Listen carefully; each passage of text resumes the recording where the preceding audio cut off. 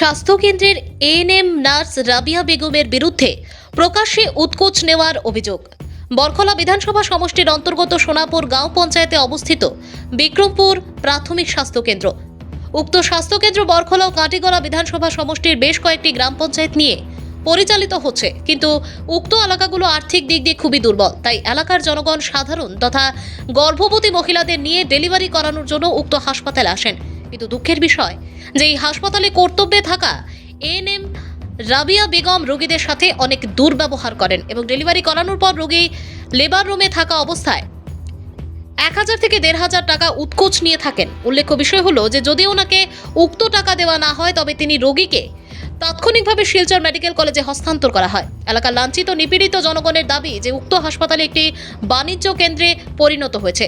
তাছাড়া হাসপাতালে রোগী নিয়ে আসা হলে কর্তব্যে থাকা কর্মীদের মাধ্যমে অনেক সমস্যায় পড়তে হয় বলে অভিযোগ স্থানীয়দের। এখানে আরও অভিযোগ করেন যে এই ঘটনা উক্ত হাসপাতালের নতুন নয়, অনেকবার হয়েছে এবং স্বাস্থ্য বিভাগের যুগ্ম সঞ্চালক মহাশয়ের নিকটও লিখিত অভিযোগ দেওয়া হয়েছে, কিন্তু কোনো সুরাহা পাওয়া যায়নি।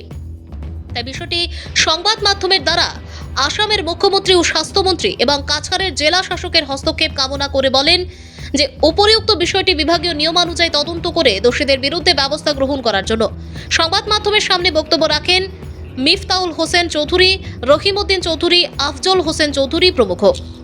এখন আমরা ও কথা জানতে চাই আর যে এই হসপিটালের মানে ইনচার্জ আইন আসেন বা ম্যানেজমেন্ট যারা করডা এরার কাছ থেকে জানতে চাই আর যে এই হসপিটালের যে কোনো সময় একটা সার্টিফিকেটও পয়সা লাগে, একটা ডেলিভারি তো পয়সা লাগে, একটা জালুয়ালারও পয়সা লাগে, একটা আশা কর্মীরও পয়সা লাগে। পয়সাটা কেনে বা কিতাল কোন কারণে লাগে এই কারণটা আমরা জানতাম।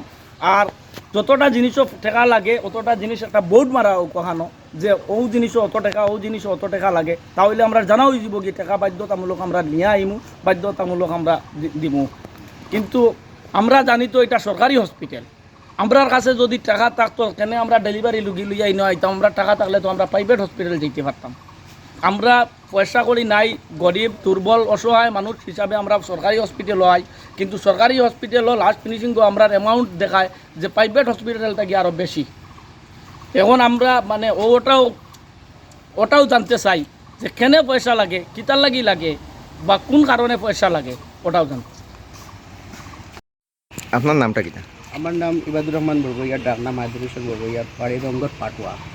আমি বর্তমানে হসপিটালে আছি। আমার মেয়ের লিগে 2 বছর 4 মাস আমার মেয়ের বয়স। মেহরিন বড়বইয়া ডাক্তার দেখাইছি পড্ডোরও দেখানির পরে তো হসপিটালের কিনার ফার্মেসি থেকে মেডিসিন লিছি 350 টাকা। গত শুক্রবারে রাত্রে 9টার সময় আমার মারে লিয়ে আইছি। গত শুক্রবারে খুব বেশি গরম দিছে, গরমে আমার মার হঠাৎ অসুবিধা করছে। হসপিটালে আইছি, হসপিটালে আবার পরে আর ডোরো সার দেখাইছি। সার দেখানোর পরে ওই মেডিকেল থেকে তারা গড় থেকে ডাকিয়া উঠাইয়া ঘুম থেকে উঠাইয়া আনিয়া আমি 600 টাকার মেডিসিন লিয়ে গেছি। আজকে আমার মেয়ের লিয়ে আইছি, আজকে লইছি 350 টাকার মেডিসিন। আমার হাতে মেডিসিন আছে।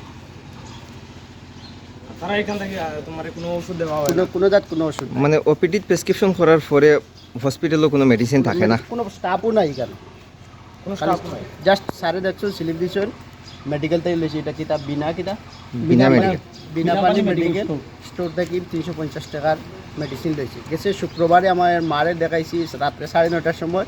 সেই এই ফার্মেসি থেকে ওষুধ লইছি, তারা ডাকিয়া নিয়ে রাজদারে ডাকিয়া নিয়ে উঠাইয়া ওষুধ লিয়ে করে গেছি। এটা সরকারি হসপিটাল না প্রাইভেট হসপিটাল, ওটাও তো কর্তৃপক্ষের কাছে হেলথ মিনিস্টারের কাছে জানতে চাই।